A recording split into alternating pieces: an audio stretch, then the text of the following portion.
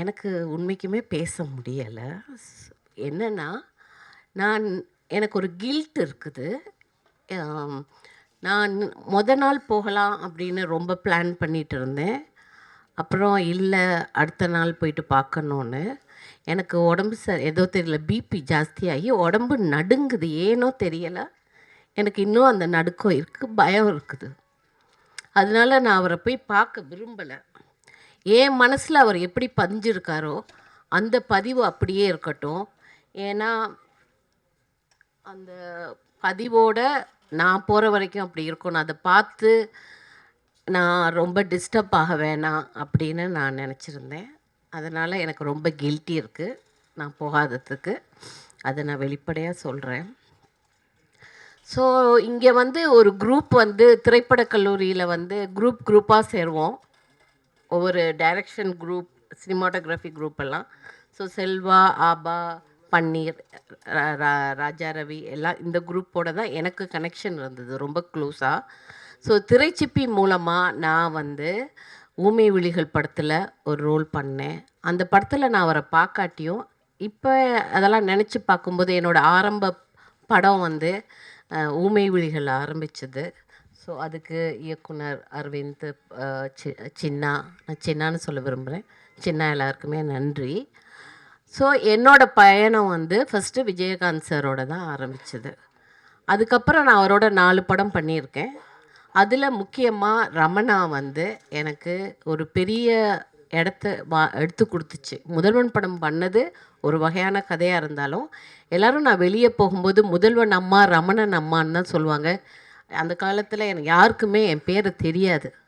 அதுக்கு முருகதாசருக்கும் ஒளிப்பதிவாளர் அவருக்கும் எல்லாருக்குமே நான் கடமைப்பட்டிருக்கேன், நன்றி சொல்லணும். ஏன்னா அந்த படத்தில் அந்த கதை கொடுத்துருக்கலைன்னா நான் வந்து ரமணா அம்மாவாக இருக்க முடியாது. அப்போ இன்றைக்கும் என்னை நிறைய பேர் இந்த இரங்கல் இதுக்கு வந்து பேச சொல்லும்போது ரமணா படத்தை மனசில் வச்சுக்கிட்டு தான் எல்லாருமே பேசுனாங்க. ஸோ அந்த நபரை வந்து பேரை சொல்லாத அப்படின்னு நான் சொல்கிறது இருக்குதுல்ல, பேரை மட்டும் காட்டி கொடுத்துறாதானே, அதை எல்லாருமே குறிப்பிட்டு சொன்னாங்க. நீ இவ்வளோ பேசுகிற, பையன் செத்தாலும் பரவாயில்ல, அவரை மட்டும் காட்டி கொடுக்காதானே. அந்த படத்தில் கடைசியாக முதலமைச்சர் வந்து அவரை போய் கடைசியாக ஜெயிலில் போய் பார்ப்பார், என்ன வேணும்னு கேட்பார் அவர்கிட்ட. அப்புறம் அவர் ஒன்றும் வேணான்னு சொன்னதை அவர் சொல்வார், ஒரு குடும்பத்தில் ஒரு தலைவன் எப்படி இருக்கணும், ஒரு தகப்பன் எப்படி இருக்கணும், அதே போல் மக்களோட ஆதரவு எவ்வளோ வாங்கியிருக்கானோ அவன் தான் ஒரு தலைவன் அப்படின்னு சொன்னார். அது வந்து இப்போ நிறையா தடவை வந்துட்டு இருக்குது, கிளிப்பிங்ஸில் வருது. அது பார்க்கும்போது மனசார ஒருத்தர் வாழ்ந்துருக்காரு. அவர் நடிப்புலேயும் சரி, அரசியலையும் சரி, என்ன பண்ணினாரோ மக்கள் மனசில் அந்த அளவுக்கு அவர் வாழ்ந்துருக்கதை நினச்சி ரொம்ப பெருமையாக இருக்குது. இந்த மாதிரி ஒருத்தரோட நானும் ஏதோ கொஞ்சம் வாழ்ந்துருக்கேன். நான் படம் பண்ணும்போது நான் வந்து நடிக்கிறேன்னு பார்க்க மாட்டேன். அந்த யார் நடிகர்கள், முக்கியமான நடிகர்கள் இருக்காங்களோ அவங்களோட நான் வாழ்கிறதுக்கு ஒரு சான்ஸ் கிடச்சிருக்கு. அந்த படத்தில் இருக்கும்போது அவங்களோட இருக்கிற அனுபவம் தான் பார்ப்பேன் நான். அதுக்கப்புறம் வந்து விருதுகிரி படத்தில் வந்து என்னை அவருக்கு அம்மாவை நடிக்க கேட்டிருந்தாங்க. எனக்கு யோசிச்சுட்டு நான் முடியாதுன்னு சொல்லிட்டேன். அப்புறம் கிரிங்கிறவர் என் மேனேஜராக இருந்தார். அவர் வந்து இல்லை, அவரே கேப்டனே ஃபோன் பண்ணி கேட்குறாரு, நீங்கள் பண்ணுங்கன்னாரு. அப்போ நான் எப்படி அவருக்கு அம்மாவை நான் என்னை தயார் பண்ணுறதுன்னு எனக்கு புரியலை. அப்புறம் நான் சரின்னு சொல்லிவிட்டு அந்த படத்தில் பண்ணினேன். அப்போ அந்த படத்தில் அவர் பண்ணும்போது பெண்களுக்கு என்ன மரியாதை தேவை, ஒரு படம் ஒரு யூனிட்டில் ஒர்க் பண்ணும்போது அந்த மரியாதையை நல்லா ஃபீல் பண்ண முடிஞ்சிச்சு. நம்ம வந்து அவரோட அவரை பார்க்கும்போது ஒரு பயம் இருக்கும். அந்த பயம் வந்து அவர் மேலே இருக்க மரியாதையில் இருக்க பயம். என்னை பொறுத்த வரைக்கும் அவர் ஒரு பலாப்பழம் மாதிரி தான். அதில் வந்து பார்க்க பயம் முரடுனாலும் ரொம்ப சாஃப்டான மரியாதையாக சக மனிதர்களை நேசிக்கக்கூடிய ஒரு நல்ல பண்பான ஒருத்தராக வந்து பார்க்க முடிஞ்சிச்சு. அப்போ அந்த நேரம் அவர் சொன்னார், பாருங்கள் நிறையா ஷார்ட்ஸ் எல்லாம் இந்த காலத்தில் வைக்கிறாங்க, இப்போ வந்து நான் என்னோட டைரக்ஷனில் நான் என்னென்ன மாதிரி ஷார்ட்ஸ் வைக்க விரும்புகிறேன், ஏன் மினிமலாக வைக்க விரும்புகிறேன், அது மூலமாக எப்படி கதையை நான் சொல்லணும், அந்த மாதிரி இந்த விஷயங்களெல்லாம் நம்மளோட உட்காந்து பேசிக்கிட்டு இருப்பார். ஸோ அவரோட இழப்பு வந்து ரொம்ப கஷ்டமாகவும் இவர் இப்படிப்பட்ட ஒருத்தர் வாழ்ந்திருக்காரு, அந்த காலத்தில் நான் இருந்திருக்கிறேன். ஆனால் அவர் இறக்கலைங்கிறது தான் என்னோட ஆழமான இது. நான் போகாததுக்கு காரணம் அதுதான். ஏன்னா நான் இருக்கிற வரைக்கும் நான் யாருக்கிட்ட பேசுகிறேனோ, யார் அவரை பற்றியெல்லாம் பேசிக்கிருக்கனோ, அதே போல் இங்கே இருக்க ஒவ்வொருத்தரும் அவரை பற்றி பேசும்போது அவர் வாழ்ந்துக்கிட்டு இருக்காரு. ஸோ அவர் உடம்பு போயிருக்கு. இது சொல்லும்போது நம்ம ஏதோ பெருசாக சொல்கிற மாதிரி இல்லை, உண்மை அதுதான்.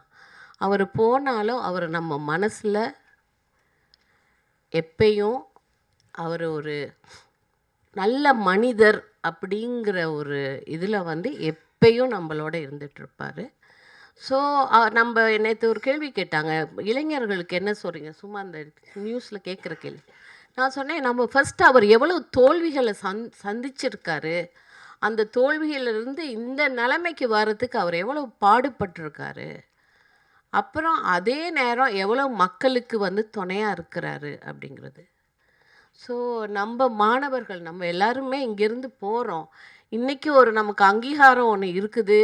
அந்த அங்கீகாரத்தை வந்து நம்ம தலை நிமிர்ந்து கொஞ்சம் நானும் ஃபிலிம் இன்ஸ்டியூட் ஸ்டூடெண்ட் அப்படின்னு சொல்கிற அந்த பெருமைக்கு வந்து அவர் ரொம்ப ரொம்ப ரொம்ப அவருக்கு நம்மளை வளர்த்து விட்டுருக்காரு, வாழ இடம் கொடுத்துருக்காரு. அதை வந்து எல்லாருமே நம்ம இப்போ அங்கேருந்து வந்தவங்க சில பேரை இங்கே இந்த டைமில் நிறையா கனெக்ட் பண்ணி, நான் இந்த இடத்துல கேட்குறது வந்து இப்போது நிறைய கனெக்ஷன் இல்லை அப்படின்னுலாம் சொல்கிறாங்க. மேபி நீங்கள் நிறைய பேர் வெளியில் இருக்கனால இவங்க எல்லாரையும் அழைச்சி மாஸ்டர் கிளாஸ் இந்த மாதிரி பண்ணி இன்னும் திரைப்பட கல்லூரி மாணவர்களுக்குள்ளே கொஞ்சம் நெருக்கத்தை கொண்டு வந்தால் ரொம்ப நல்லாயிருக்கும். நான் அரை மணி நேரம் முன்னாடியே வந்துட்டேன். ஏன்னா மற்ற நேரம் டைமுக்கு வருவோம், அப்போ வந்து இடம் வந்துட்டு போயிடுவோம். சரி, நான் வந்து என்னோடய இடத்துல கொஞ்சம் இருக்கணும். நான் வாழ்ந்த இடம், இந்த இடம் உருவாகின இடம். ஸோ அந்த இடத்துக்கு எனக்கு கொஞ்சம் கனெக்ஷன் வேணும்னு நினச்சேன். ஸோ இனி அடுத்த வருஷம் பிறக்க போகுது. ஸோ அதுக்கான பாதைகளை வச்சு அப்புறம் அவரோட செலவைக்கிறது சொன்னது ரொம்ப ரொம்ப ரொம்ப சந்தோஷமான விஷயம், பெருமையான விஷயம். இனி வரப்போகிற ஜென்ரேஷனுக்கு ரொம்ப பதிவு இருக்கும். ஸோ நன்றி.